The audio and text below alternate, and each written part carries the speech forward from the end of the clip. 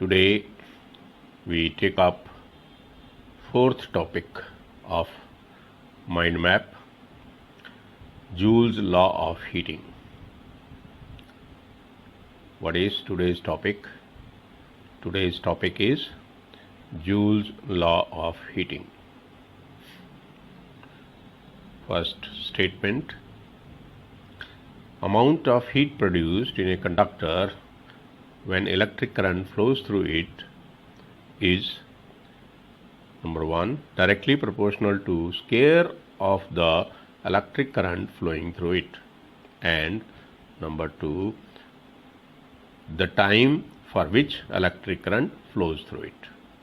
I repeat, amount of heat produced in a conductor when electric current flows through it is directly proportional to square of electric current flowing through it, and it is also directly proportional to the time for which electric current flows through it.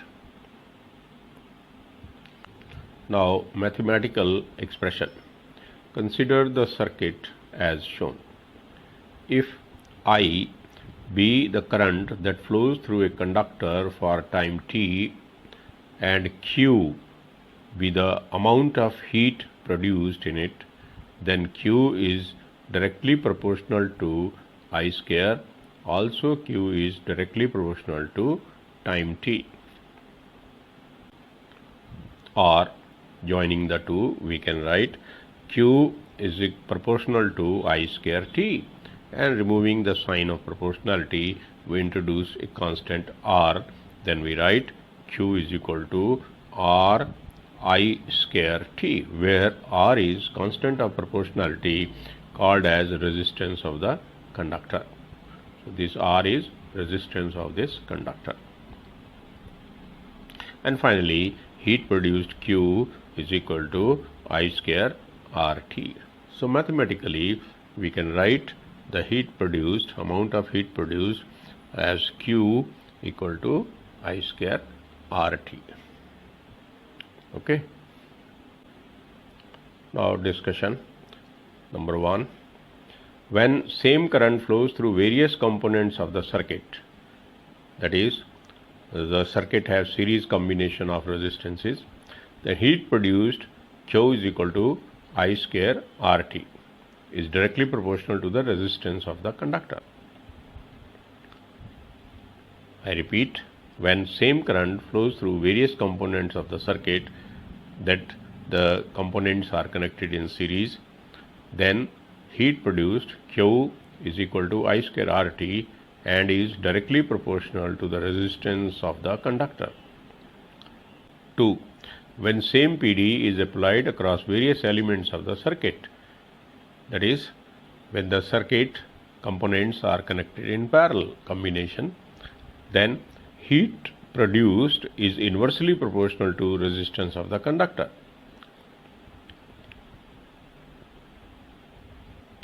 If we substitute the value of I is equal to V by R in the above equation, in this equation, we have Q is equal to V by R whole square into RT, or it is equal to V square by RT, which shows that heat produced is inversely proportional to resistance of the conductor. So when same current flows through various components of the circuit, then heat produced is directly proportional to resistance of the conductor, and when same PD is applied across various components of the conductor, then heat produced is inversely proportional to the resistance of the conductor. So this point must be differentiated with each other.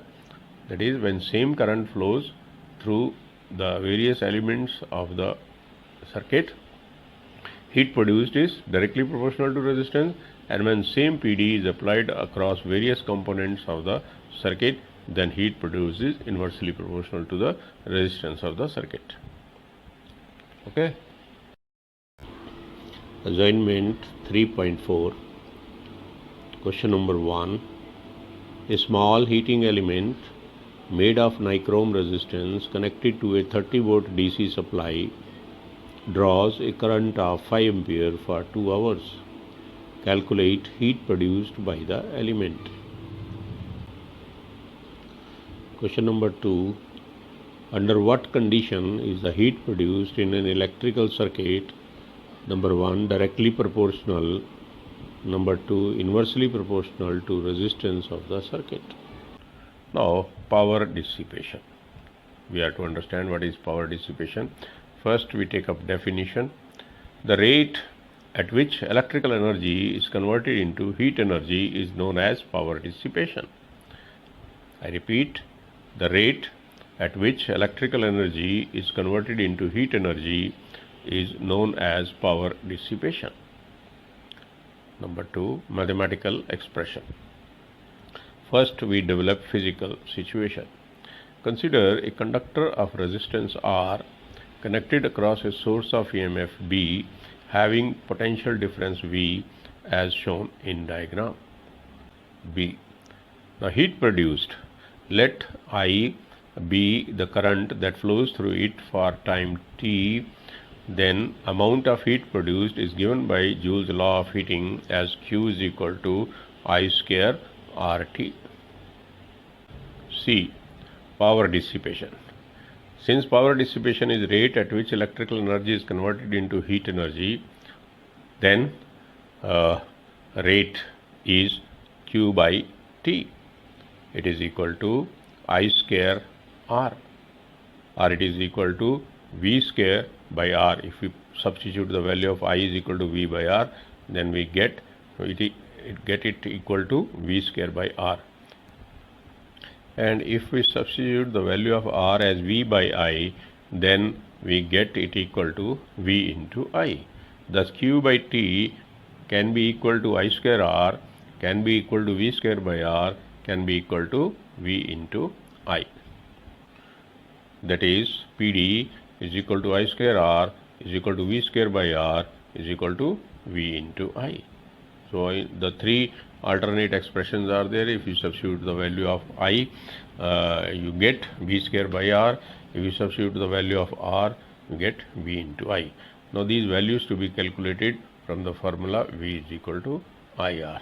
So, one expression is without V, other expression is without I, and the third expression is without R. So, in any form, you can write power dissipation. Now, D. SI units. SI unit of power dissipations are joules per second, J into S inverse, or watts, W. So, definition of watt. Now, we come to definition of watt. Since PD is V into I, now when V is 1 volt, I is 1 ampere, then power dissipation is equal to 1 volt into 1 ampere, or it is equal to 1 watt. Thus, power dissipation is said to be 1 watt when a PD of 1 volt applied across a conductor makes 1 ampere of current to flow through it. I repeat the definition of watt. Power dissipation is said to be 1 watt when a PD of 1 volt applied across a conductor makes 1 ampere of current to flow through it. Okay. Now, type of quantity. Power dissipation is a scalar quantity. 3. Physical significance of power dissipation. First, power dissipation in heaters, ovens, electric irons, etc. is the purpose to achieve. Therefore, PD gives suitable choice of R of the circuit. Second, dissipation in radio, TV and computers is a nuisance and is unavoidable side effect. These effects are reduced by providing holes or ventilation into the cabinets in which they are enclosed. Number 3. Power dissipation is also sometimes called as ohmic loss or I square R loss in case of undesired heating effects. Number 4. Power supplied by battery, power consumed by circuit, or power rating of an element or a device are alternative to PD. Sometimes PD is replaced by the words power supplied by battery or power consumed by the circuit or power rating of an element.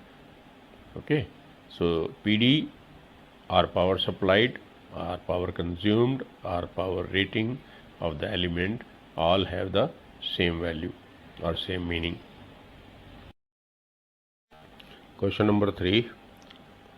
A household circuit has a fuse of 5 ampere rating. Calculate the maximum number of bulbs of rating 60 watt to 20 volt which can be connected in the household circuit. Question number 4. Two electric bulbs of 60 watt and 100 watt are connected in number 1 series, number 2 in parallel. Which will glow more in the two cases and why? Question number 5. In a part of the circuit shown in the figure, the rate of dissipation in 4 ohm resistor is 100 joules per second. Calculate the heat dissipated in 3 ohm resistor in 10 seconds. Assignment 3.4 continued. Question number 6.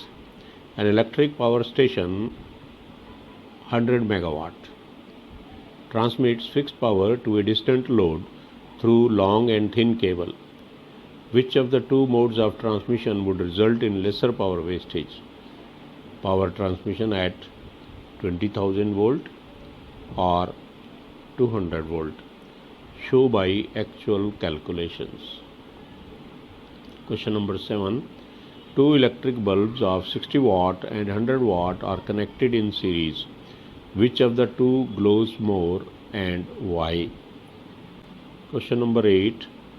Two electric bulbs of 60 watt and 100 watt are connected in parallel. Which of the two glows more and why? Question number 9. Two heaters are marked 200 volt 300 watt and 200 volt 60 watt. If the heaters are combined in series combination and connected across 200 volt DC supply, which heater will produce more heat and why? Assignment 3.4 continued. Question number 10.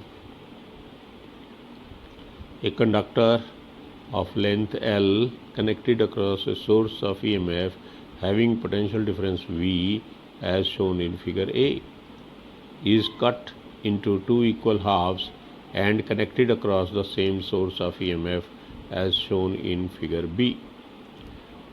How power dissipation is affected?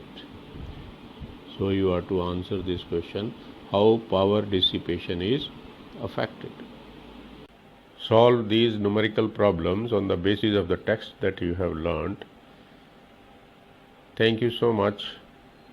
Next time we will take up 5th part of this chapter on the basis of the mind map, that is Kirchhoff's laws. Till then, goodbye and good luck.